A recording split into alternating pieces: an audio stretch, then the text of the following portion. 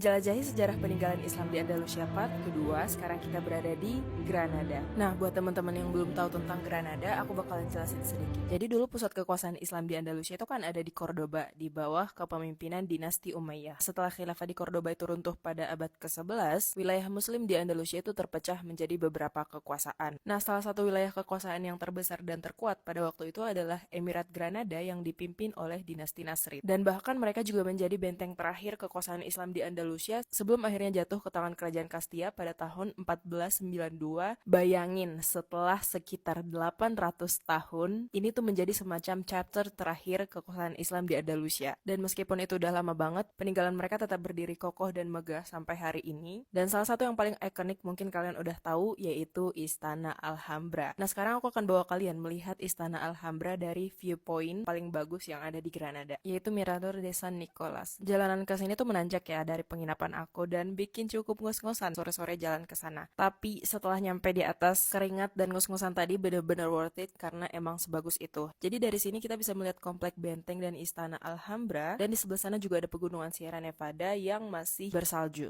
Ini kalau dilihat-lihat kayak postcard gak sih? Bener-bener aku nggak percaya kalau aku akhirnya sampai ke sini, alhamdulillah. Nah, Alhambra itu sendiri adalah sebuah komplek istana, benteng, dan taman yang terletak di sebuah bukit di Granada. Nama Alhambra itu berasal dari bahasa Arab, yaitu Al-Hamra, artinya yang merah. Karena warna dinding dan batu bata di istana ini yang kemerahan, apalagi kalau lagi kena cahaya di waktu senja. Dan tepat di samping viewpoint Mirador ini ada Masjid Granada atau Mezquita Mayor de Granada. Masjid ini baru dibuka sekitar tahun 2003 sebagai simbol kembalinya komunitas muslim modern ke kota ini. Masjidnya tuh nggak begitu besar tapi adem banget ngelihatnya. Apalagi dari desainnya juga, warna catnya, terus juga halamannya yang rapi, dan view-nya langsung menghadap ke Istana Alhambra. Dan waktu kita kesini buat sholat, surprisingly jamaahnya tuh rame. Nah, dari Mezquita Mayor de Granada, kita lanjut ke Albaicin yang dulunya merupakan pemukiman komunitas muslim Granada. Nah, di sini kita bisa lihat ciri khasnya, yaitu rumah-rumah dengan gang-gang sempit, dengan jendelanya yang khas, dan juga pot-pot bunga yang digantung di dindingnya. Nah, hari kedua di Granada, kita lanjut explore tempat-tempat di sekitaran Istana Alhambra. Setelah menyusuri rumah-rumah unik yang ada di Granada, kita mampir ke Museum Arkeologi dulu, dan di sini dijelaskan kemajuan yang dibawa Muslim ke Andalusia.